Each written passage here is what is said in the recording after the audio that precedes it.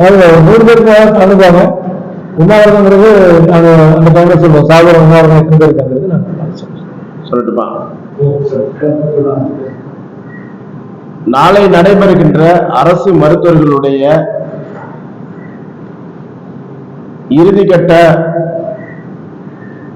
போராட்டமானது சாகுமறை உண்ணாவிரதமாக, அதாவது எப்படியும் மாண்புமிகு தமிழ்நாடு முதலமைச்சர் அவர்களுடைய கவனத்தை ஈர்த்து பேச்சுவார்த்தைக்கு அரசு அழைக்க வேண்டும் என்ற அடிப்படையில் அரசு மருத்துவர்கள் கடைசி வரை பட்டினி போராட்டத்தில் ஈடுபடுவதாக முடிவெடுத்துள்ளோம்.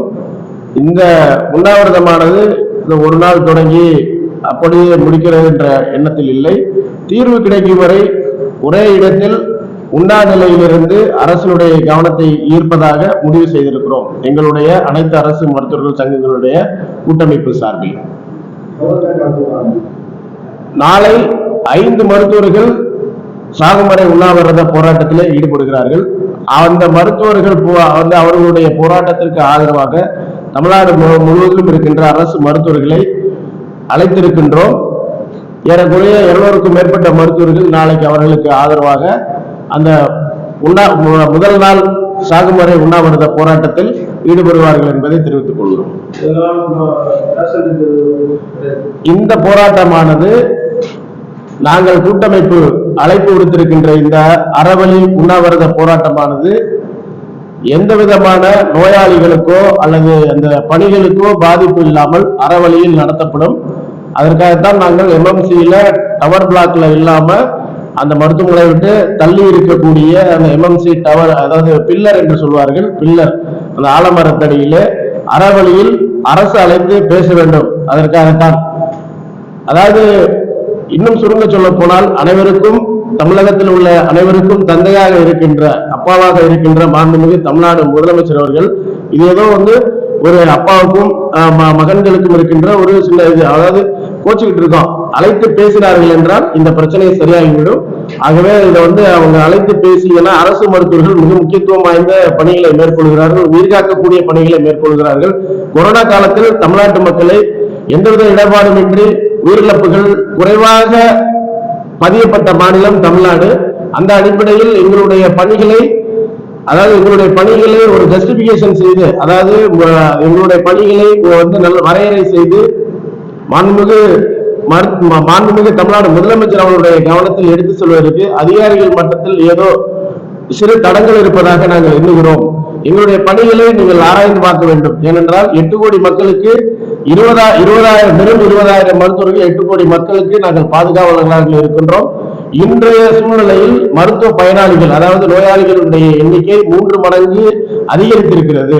அப்ப 3 மடங்கு அதிகரித்திருக்கின்ற இந்த சூழ்நிலையில் 3 மடங்கு பணிகளை கூடுதலாக செய்கின்ற அரசு மருத்துவர்களுக்கு அவர்கள் கேட்ட, அதாவது 2009ஆம் ஆண்டு அன்றைய முதல்வராக இருந்த மாண்புமிகு தமிழ்நாடு முதலமைச்சர் டாக்டர் கலைஞர் அவர்கள் எங்களுடைய தொலைநோக்கு பார்வையில் அரசு மருத்துவர்களுடைய குடும்பங்கள் மற்றும் அவர்களுடைய ஊதியம் பதவி உயர்வை கருத்தில் கொண்டு ஒரு முத்தாய்ப்பான அரசாணை 354 வெளியிட்டிருக்கிறார்கள்.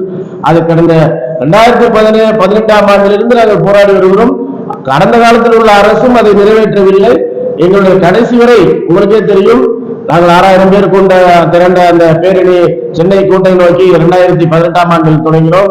6000 அரசு மருத்துவர்கள் வெள்ளை வங்கியுடன், அதுக்கப்புறம் அதை தொடர்ந்து அனைத்து அரசு மருத்துவர்கள் சங்க கூட்டமைப்பு, சென்னையில் இருக்கிற ராஜீவ்காந்தி மருத்துவமனை டவர் 1ல கிட்டத்தட்ட 6 நாட்கள் தொடர் உண்ணாவிரதம் மற்றும் பணிப்புறக்கணிப்பு போராட்டம் நடத்தி இது பண்ணோம். ஆனா முடிஞ்ச வரைக்கும் எந்த அரசாக இருந்தாலும் எங்கள் போராட்டத்தை ஒடுக்கி இந்த அரசாணை 354க்கு உயிர் கொடுக்க மாட்டோம் என்ற அடிப்படையில் இருக்கிறார்கள். ஆனால் இந்த அரசாணையை கொண்டு வந்த மாண்புமிகு தமிழ்நாடு முதலமைச்சர் அவர்களுடைய திருமகனார் தற்பொழுது முதலமைச்சராக இருக்கின்றார். அவர் இந்த தமிழ்நாட்டினுடைய தந்தை, எங்களுடைய தந்தை என்ற அடிப்படையில் இந்த கோரிக்கையை நிச்சயம் நிறைவேற்ற வலியுறுத்தி அவரே உறுதிமொழி அளித்திருக்கிறார். அதாவது கடந்த முறை நம்ம எம்எம்சில வரும்போது எம்எம்சி டவர் பிளாக்ல அவரே நாங்கள் உங்களுடைய புதிய அரசு பொறுப்பேற்றவுடன் இந்த கோரிக்கையை நிறைவேற்றணும்னு சொன்னாங்க. நாங்கள் இப்பவும் 40 முறைக்கு மேல பேசியாச்சு. சுமூகமான முறையில் பேச்சு நடந்தது. மாண்புமிகு அமைச்சர் அவர்கள் கடந்த அமைச்சர் கூப்பிட்டு பேசாதனால போராட்டம் நடத்தினோம்.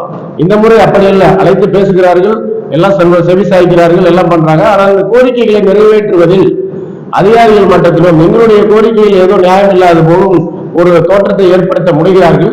அதை நாங்கள் முறியடிப்பதற்கு எல்லா ஜஸ்டிபிகேஷனும் கொடுக்கிறதுக்கு அரசு மருத்துவர்கள் ரெடியாக இருக்கும். இது வந்து ஆரோக்கியமான போராட்ட களம். ஆரோக்கியமான போராட்ட களத்தில் நாங்கள் எங்களுடைய வாதங்களை எடுத்து வைப்பதற்கு எங்களுடைய கோரிக்கை சரியான கோரிக்கை, அதை நிறைவேற்றுவதற்கு அரசு தயங்கக்கூடாது என்பதை நாங்கள் வந்து ரெப்ரசன்ட் பண்றதுக்கு நாங்கள் தயாராக இருக்கின்றோம். இந்த போராட்டத்தினுடைய நோக்கம் அதுதான். அவர்கள் என்ன கேட்டாலும் அதுக்கு இது வந்து ஒரு இறுதி பரீட்சையாக நாங்கள் நினைத்துக் கொள்கிறோம். கேள்வி பரீட்சையில வந்து அவர்கள் தேர்வு, அதாவது அவர்கள் தேர்வு எங்களுக்கு வந்து எடுக்கிறாங்க, எக்ஸாம் எடுக்கிறாங்க. நாங்க வந்து என்ன வேணாலும் நாங்கள் வந்து எடுத்துரைப்பதற்கு தயாராக இருக்கின்றோம்.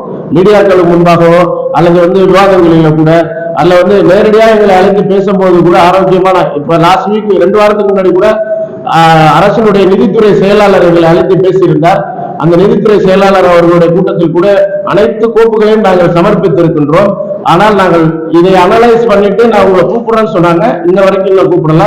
ஒரு நாளைக்கு, அதாவது இந்த வாரத்தில் மட்டும் 4 முறை சுகாதாரத்துறை செயலாளர் அவர்களை சந்தித்து வந்திருக்கின்றோம். அதனால நாங்கள் அறவழி போராட்டம் மக்கள் பாதிப்பின்றி, நோயாளிகள் பாதிப்பின்றி நடத்துவதாக திட்டமிட்டிருக்கின்றோம். இதற்கு ஊடகவியல் நண்பர்களும் எங்களுடைய கோரிக்கைகளை மாண்புமிகு தமிழ்நாடு முதலமைச்சர் அவர்களுடைய கவனத்திற்கு, அதாவது மிகவும் ஜென்யூனா, அதாவது நாகரிகமான முறையில் அரசு மருத்துவர்கள் இந்த அரசை நம்பி இருக்கிறார்கள், அவர்களை கைவிடாதீர்கள் என்ற ஒரு செய்தியை மாண்புமிகு தமிழ்நாடு முதலமைச்சர் அவர்களுக்கு தெரிவிப்பீர்கள் என்ற நம்பிக்கை இருக்கு. நன்றி. டாக்டர் அகிலன், மாநில ஒருங்கிணைப்பாளர், அனைத்து அரசு மருத்துவ சங்கங்களின் கூட்டமைப்பு, ஃபாக்டா.